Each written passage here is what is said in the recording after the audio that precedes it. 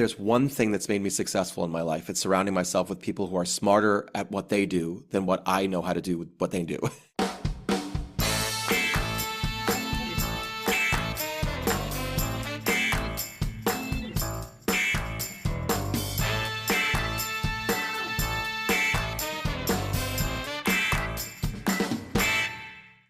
Okay, welcome back to the Marketing Playbook presented by Ometria and Element. Here you'll take away 3 game-winning marketing plays every episode to take back to your team. I'm your host, Mark Friedman, and my career has been focused on direct-to-consumer marketing, direct mail, physical retail, and digital commerce. This is episode number 109, and my guest is Josh Golden. Josh has had a long career in the advertising agency space, working for some of the largest names in the industry. He later moved on to the brand side, working for companies like Xerox and NBC Universal. He was a transformative leader as the publisher of Ad Age magazine, and now he's the chief marketing officer for a company that I've long admired, Quad. In this role, he's helping to turn the company from an ink-on-paper manufacturer to a full-service marketing provider for their clients. Before we get started, a quick thank you, as always, to Max Branstetter of the Wow Business Growth podcast for producing this episode. You can reach him at max@maxpodcasting.com to help bring your podcast to life. Let's open the playbook. Ready, break. Well, hello, everyone. Thank you for joining the Marketing Playbook podcast. Today, I'm joined by Josh Golden. As Chief Marketing Officer of Quad, Josh applies his more than 2 decades of experience in marketing, branding, media, and content to evolve Quad's go-to-market strategy to deliver on the key benefits of a true through-the-line solution for Quad's current and future clients. Josh works closely with the entire Quad executive leadership to create a fertile ground for new ideas, products, and key messaging to drive the awareness and visibility of the brand and its offerings. Josh joined Quad in July 2021, having had leadership roles in production, media, marketing, agencies, and publishing companies. Josh was the president and publisher of Ad Age, where he demonstrated his innovative spirit and ability to spur transformative growth for the 90-year-old trade publication and media brand. This same evolution was similarly demonstrated in his previous leadership roles at major companies like Xerox as the Vice President Global Digital Marketing and at NBC Universal as the Group Director of Digital Marketing. Josh has also had extensive experience working at large creative agencies with a global footprint, serving as Chief Digital Officer at Gray Group, Managing Director Digital at Havas, and at Young & Rubicam as the head of their digital division. Josh, welcome to the show. Wow, Mark, that is one heck of an introduction. Thank you. I'm so thrilled to be here. You're very welcome. And yeah, that was a mouthful. There were a few words in there that I expected to tongue-tie me and got through most of it. I thought you did great. Well, thanks for joining. Really appreciate you taking the time. As the listeners of my show know, we really like to start with the first story. And, this, as I mentioned in the prep, this is as much about Josh Golden as it is about your role today at Quad. So give us that backstory, how you got, so ingrained in branding and marketing. I don't want to oversell this, but I always believe that you'll learn a lot from your parents. And I grew up, my dad was the head of marketing for Binney and Smith, which was, they owned Crayola crayons. So we moved to Easton, Pennsylvania when I was like 5 or so, which is the headquarters of the Crayola, what it was Binney and Smith, and then they sold it to Hallmark and whatever. My point is, my dad was in marketing, more of an entrepreneur than marketer. And that kind of watching him do what he did with that brand was fascinating to me, although I didn't really think of marketing as like a career. But I knew that Easton wasn't going to be the end of the road for me. I did love growing up in a small town, but I really wanted to expand my horizon. So I got quickly into, the acting and entertainment world. And I knew that was something I really could sort of be a little more, surround myself with a little more of my people, if you will. I went and got a film degree and then went out to Los Angeles and did a lot of work in film and TV. And that was kind of that helped me activate that kind of that creative muscle. And I realized that film might not be the end spot, but it did give me that first story of like, what is it that I love to be able to tell stories about whatever I was working on. I was working on the O.J. Simpson trial when I was out there for the prosecution. That's a story. And, I knew that telling that story was both important but hard.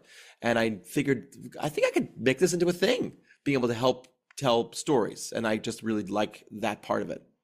Well, storytelling is certainly important in so many aspects of what we do. So, Easton, Pennsylvania, Easton, PA. I bet you wouldn't have guessed. I spent a lot of time, 4 years, as a matter of fact, in Easton, PA at Did you Lafayette go to College. Lafayette? Yeah. Well, I lived on College Hill, so like I was in that, I'd always have all the young students like running by my house. And I'm like, there's a lot of it's a good going up Paxinosa Avenue onto Pennsylvania Avenue. It's a long strip, and it was right near the college, so it was a good little run for some people who were more advent, like looking for the hill to climb. Yeah, that's great. That's a nice Yeah. story. Your first agency experience was seemingly more than 20 years ago at Young and Rubicam. So yeah, you think about your first gig. What were you hoping that was going to be for you? I was coming out of my fresh out of my MBA out of NYU, and I knew that I was a creative thinker, and I wanted to figure out how do I apply this creative like muscle. It's funny, when I was in my jobs just prior to that, I would always come up with ideas for how to. I was, for example, working on the O.J. Simpson trial for the prosecution. I was like, we're doing all this work for Marcia Clark and her work that she's doing, but like, don't you think other lawyers could kind of use this tool of making a chart? This was before Harvard Graphics or PowerPoint existed. I was like, don't we think we need to have like a chart tool for lawyers? And they were like, sure. And so I made it. I made one out of software because I knew how to program. And we did it, and we rolled it out as a CD-ROM. This is dating. For all of you who don't know what a CD-ROM is, there used to be programs that you could receive and put it into a CD tray, and that would run a program. Anyway, this is that idea of a business mindset. They always looked at me funny whenever I came up with a thought. So after my MBA, I was like, what is the area that I can be both creative and solving business problems as a career? And a few mentors suggested me, maybe you want to think about the agency space. When I went to Y&R, they did not have a digital division. Well, they were starting it, and they were like, we think you'd be good here, because I spoke digital. I was the right age for that, to be like taken like relatively seriously, but also like talk to clients and say like, listen, you currently are doing a great work in direct mail and amazing stuff on TV, but maybe we should think about a digital campaign that can activate perhaps more inexpensively. And so I did a lot of B2B work from AT&T to Xerox and Accenture, Sony, did a lot of digital firsts, like let's do a website. And that shift was the first time that I was like, oh, I can use this creative bone and this business bone together and have it lead to direct impact when it comes to a client need. You've been involved in things from the ground up, kind of starting, a lot of this digital work. How do you get people to take you seriously? And I don't mean in the way that you're not serious, but that, you have these new ideas, and it's hard to get people to buy into new ideas sometimes. I'm a big relationship guy, so I'm always like trusting. Well, the first thing is to develop that sort of that, I have these thoughts that I think could be helpful to you. For someone to leap into digital, it took, I'll tell you a story. Barbara Basney, who I eventually got to work with as a partner, she was the head of brand marketing for Xerox at the time, and she was my client when I was working at Xerox. So I was working on the Y&R side, and then eventually I got to work with her as a partner. And that partnership, the funny thing about it, she was an excellent client, a very smart and brilliant marketer. But the partnership, getting her to trust me to think about using digital as a tool, she always was already there with it, of course, but we really activated that. So getting her to trust me took, I think, some relationship development, having an honest dialogue, really listening and seeing what she was trying to achieve and figuring out ways. Here's 5 ways we can go approach that. And then when you offer those to people that are interested in exploring and learning, you learn together, and then you're like, well, this didn't work, let's try it a different way. Being in a foxhole together is the piece that I think is the most important part, is making certain that you feel like you are together on the journey versus someone saying, I'm going to do this thing and I'm going to become famous by doing this small thing. It has to feel like everyone's in the same boat, all rowing together. And that makes doing something hard or new feel less scary because you're at least doing it together. Without getting too far into numbers and measurement, especially as you were doing new things in digital, how are you measuring whether you were actually gaining success? Yeah. There, right? And that's an important part of anything we do, is measurement. Yeah, that's funny. She and I, it's particularly she and I talk about this often. The success was always at first it was more of a art because you're like, I think it was the omniture days. Like this is the early days of measuring like web traffic, and hits was a thing. Like how many times a server was hit was like measured. And then you sort of got into visits and uniques. So from that early days of digital, it was definitely about impressions and engagement, and then optimally someone engaging in a particular offer. So you'd say like from the dollars we were spending to how many people actually filled out the form, and you knew, okay, so in digital we have this flow through the funnel, and this is what this cost per lead effectively is. And then we knew what it was for direct mail, and we knew what it was for TV, and we were able to compare like, wow, digital is very cost effective, but tonnage, you get a lot of people, or a much more narrow group of people that you can target, versus TV and direct was so much more, well, it got different audiences. So then we learned how to pull those levers.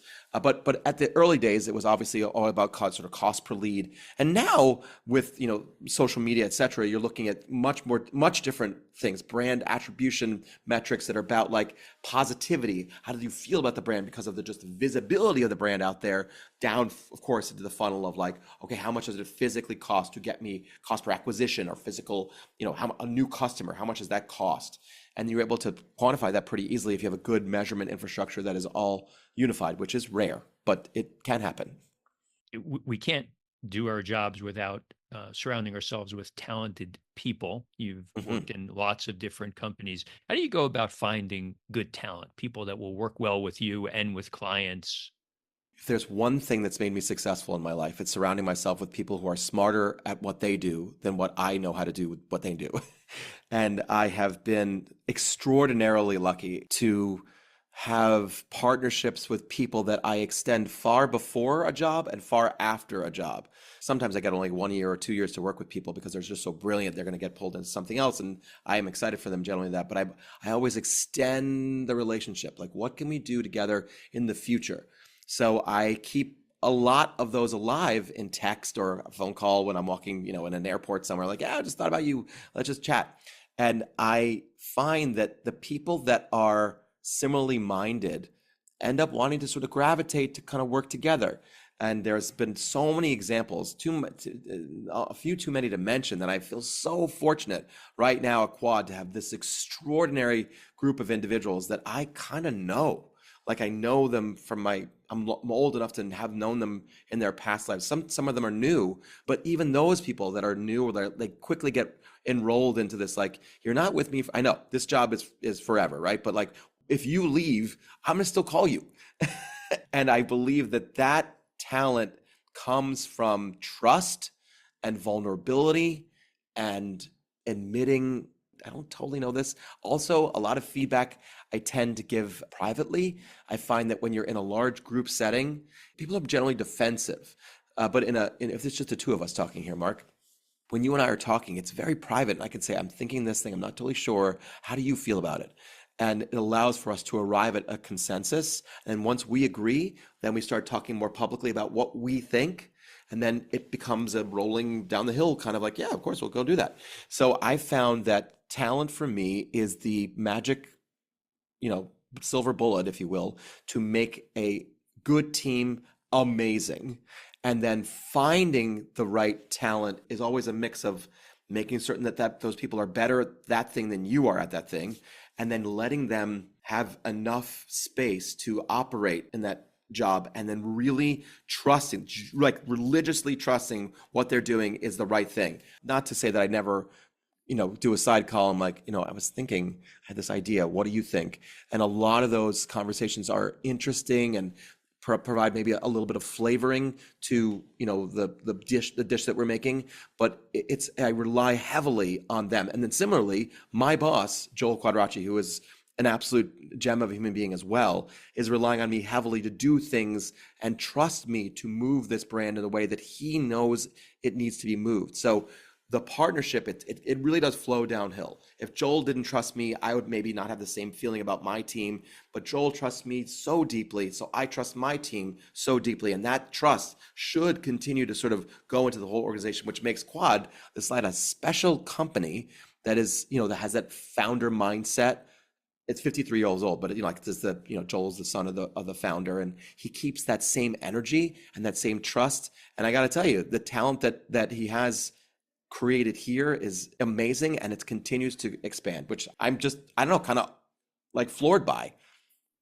I first met Joel in 1993, if that is really possible. I was working for a business called the Company Store. It was a Right? catalog business, and Joel was introduced to me as our new sales Sales guy. guy, right?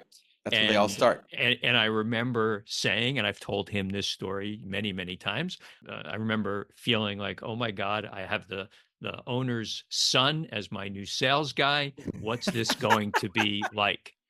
And I quickly realized that he was, as you said, an amazing guy. You never would have known he was the boss's son No. back then or ever. We built a very nice relationship, over the years. So I thought maybe I would just share that No, one that's a with you. great point. And the truth is, he's my boss, right? But also, like, I could choose to work at a lot of places, and I think that having the culture that he's created and that we're continuing to expand makes it really, really kind of cool.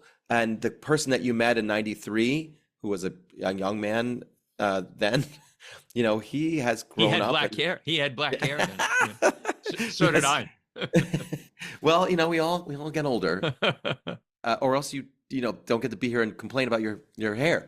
But like that culture of not making you feel like you're with the son of the founder, think about how hard it is to do that.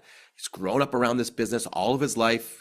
Quad was started when he was one, and he had to figure out, how do I work at a company where I am perceived as the son of the founder, but I want to be perceived as an expert in delivering the best solutions for the marketers that I'm working with.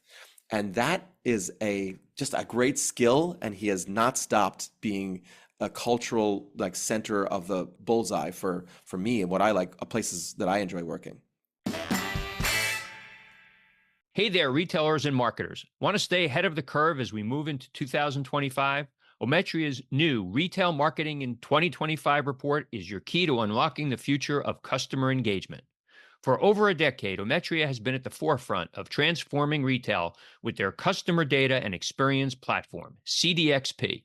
With access to billions of retail data points and insights from top industry leaders, they see exactly where the future of retail is headed.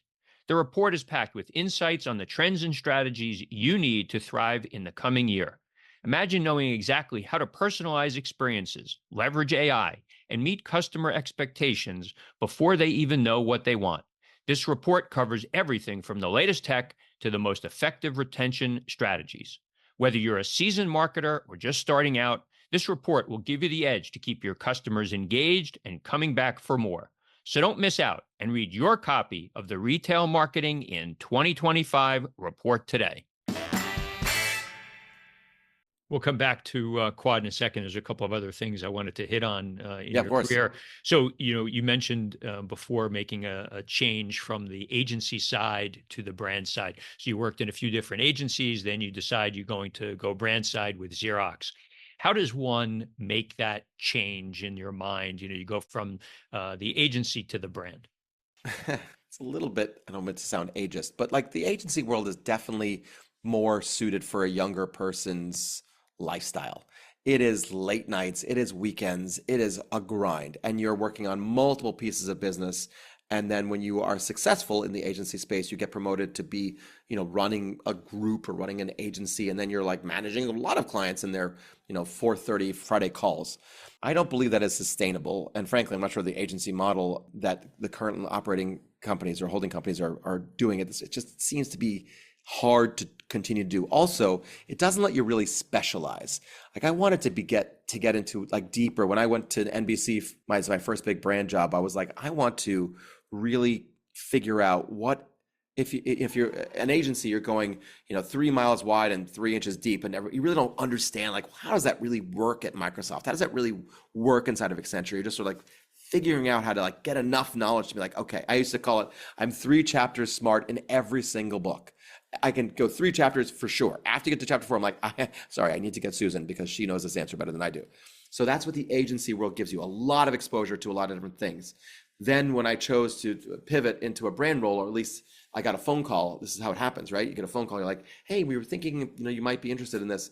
And you sit back, you're like, I kind of love NBC. And I always thought I don't know, that'd be kind of fun. So you take that leap and you go into a brand role at Xerox or NBC or even Ad Age that gives you the chance of like, okay, I'm going to go really deep with just this one vertical. My wife calls me the Marco Polo of industry travelers. I like to experiment with this and like, oh, now I understand.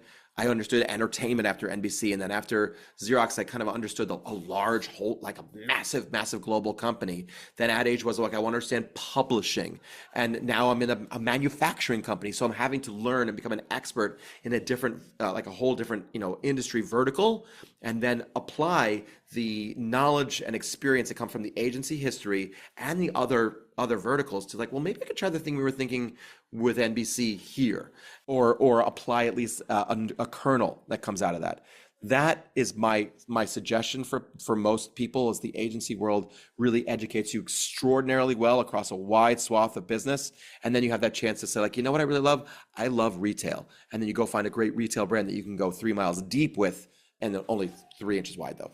Your time, 5 years at Ad Age, was that an opportunity to go 3 miles deep on something? Yeah, I mean, I'd never run a magazine before.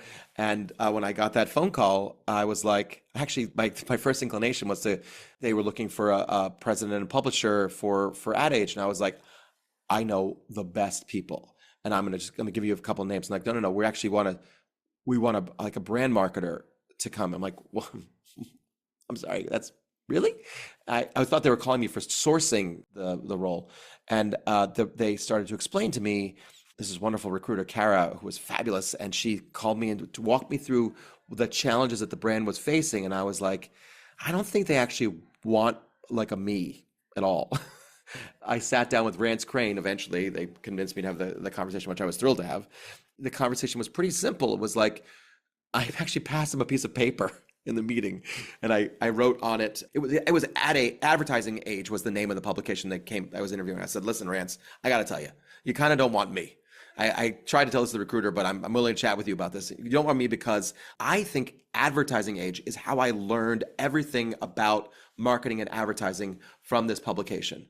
But now in 2016 or so, something like that, I decided that it was I said, it's become a little dusty. It's become dated. It's become a little older. It doesn't have the pizzazz that it should. If it's about advertising, which is the center of the ecosystem of the universe, everyone's like, it's all about advertising and marketing. How do we make it more exciting?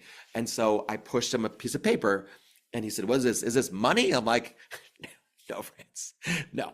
And he opened it up, and it said Ad Age. And he said, what? I was like, if you can handle that kind of thought, like a rebrand, then you can handle my kind of thinking. And he said, you reminding me of my father, who invented every trade publication in the world. I'm like, that's high praise. But like, this is the kind of push that I'm going to do. And I just love the opportunity to push that brand and carry it to a different level. And having the 5 years of history, which I understand is dog years in publishing, it was an enormous gift to be in that role. And I truly, truly enjoyed that job. All right, so let's talk about Quad. So as I Okay. mentioned earlier, I've known of Quad for almost all of my professional life. I had the great opportunity to know Harry Quadracci and Betty Quadracci and the family. Many things that I heard from Harry, print on paper. So Quad was a print on paper company. It's not quite the same today as it was. So you joined the business in 2021 as the chief marketing officer. Tell me about that. Yeah, I mean, they didn't have marketing really beforehand, and I got a phone call from someone inside the company, the person who was running all the agency services, Eric Ashworth, and he was like, you should give Quad a look. The interesting thing for me about Quad was it's this great company that everybody uses. It's like 2,700 clients. It's massive because we are executing for everyone the heavy lift production level things that they needed. And they have recently expanded into agency services and media services and creative output that is needed. That's the hard things that are hard to do for marketers. I had entertained a conversation with Joel in Wisconsin, which is this, it's the center of where the publishing universe exists. I was explicit with him. I was like, you're going to stand up a marketing function, because what I was proposing to him was like, we need to change the perception of how Quad is now narrowly perceived, and then open the aperture to have other people realize that it isn't just the print and manufacturing piece that we do so well and at scale, is that we do creative at scale, we do media at scale, we do, we have a data offering that is, as far as I know, unbeatable in the industry, because we know what everybody receives at their house. And that level of passion, information that you can know, like that I know that you love, like skiing and wine, because of what you receive and what you engage with, puts us in a whole other, altitude of visibility. But we don't position the company that way. So when I pitched it to him, I was like, this is the widening of the aperture conversation. And he was excited about it, and I jumped at the opportunity. But I'm going to refer back to something I said earlier. It was also how he made me feel. Joel Quadracci is a special person because he's at that founder mindset. He was like, I'm going to empower you to do this really hard thing, and I'm going to give you all of the juice and support that you need to make this happen. And now 3 years and change into the job, we've checked so many boxes. I was just at the Forbes CMO Summit 2 weeks ago, and not one person asked me, I'm not familiar with, what's Quad? They all knew, I guess because they've heard me talk about it enough now, like what Quad has become and how we can do all these different things. We have a wonderful creative agency called Betty, and a wonderful Rise is our media agency, and both of those are expanding the quantity of exposure that they have, because we have so many clients that just need, hey, can you solve this other thing for us? Sure, we can do that piece. So it's not only the manufacturing piece that we connected, but we are connecting all the dots across the journey for the marketer. I use this framing when I came in just to figure it out, was that all the marketers are so focused on delivering the best consumer experience they possibly can. And I was like, I wonder, is there a thing like no one's thinking about the marketer's experience? Like, who's helping the marketer make their job easier and more efficient?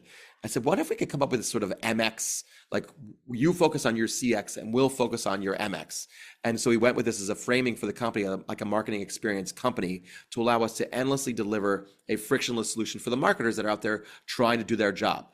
And so far, it's going well. So I'm excited to be here, and frankly, getting the opportunity to work with the leadership team that Joel has assembled is awesome, and it's only going to get bigger and better. How does a brand, and you can use perhaps, Quad as the example, how does a brand get license from their customers to do more for them than they might ordinarily have done? I've spent my career in the fashion business, and, you have these businesses, they want to become lifestyle. Well, but the customer knows you as a dress business. Why are they going to buy, shoes and accessories from you? And that's what you've had to do here at Quad, to have your customers think of you differently. Right. So I think of it in concentric circles. I use the metaphor often of many people think of Quad as the plumber. Like your dishwasher disposal is broken. You call him this guy, and he's down there fixing the dishwasher disposal, and he stands up and says to you, it looks like your sink and your dishwasher and your stove are not correctly distanced from one another to make the most optimal kitchen.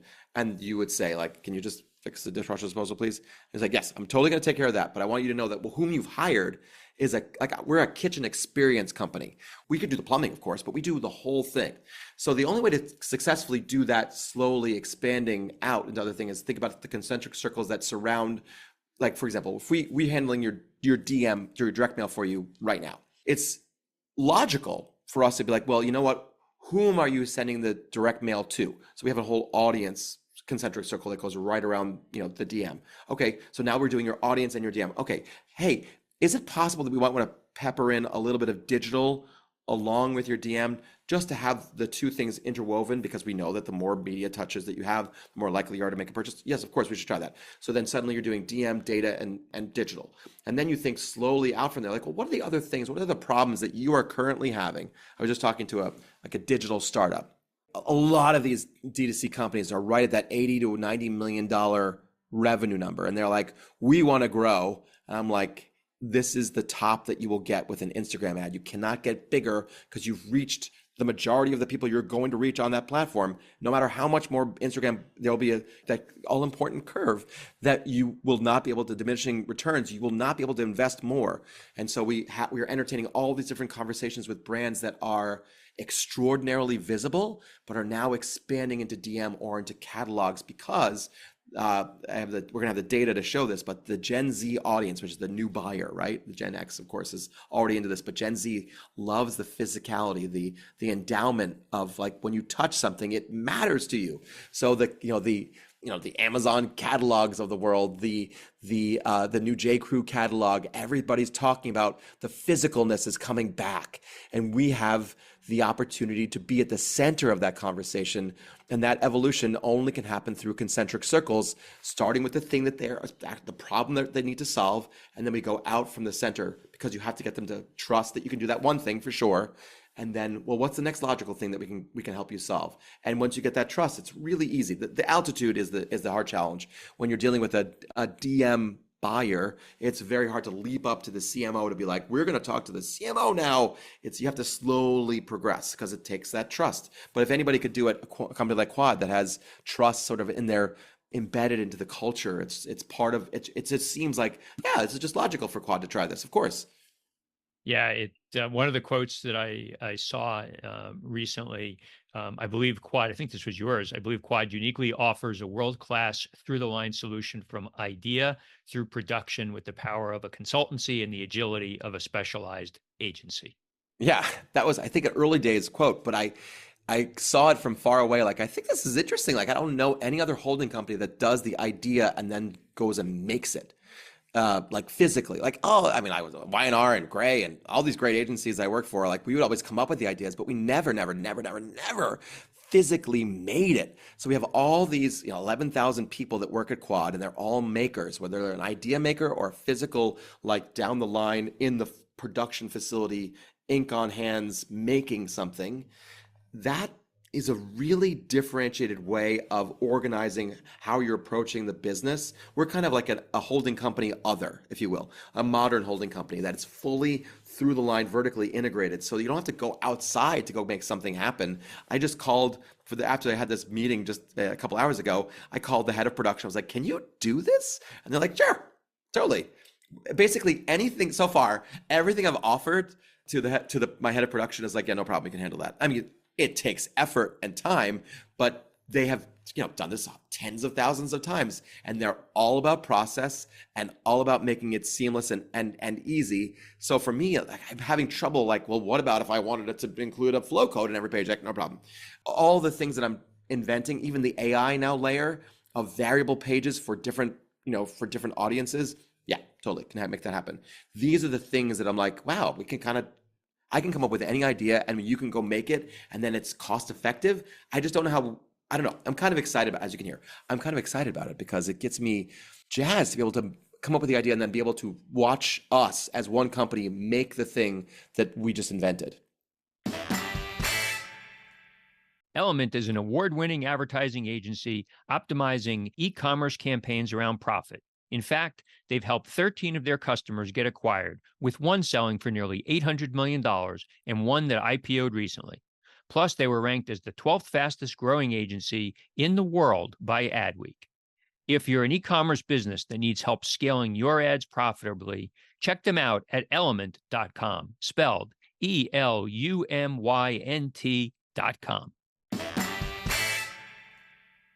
That's good stuff. And like I said, for me, having watched this be a company for so many years, seeing the transformation has been great. So we're down to the end of the show. We do a 2-minute drill. Josh, I'm very excited. What do I have? What's the drill? Is it push-ups? I like push-ups.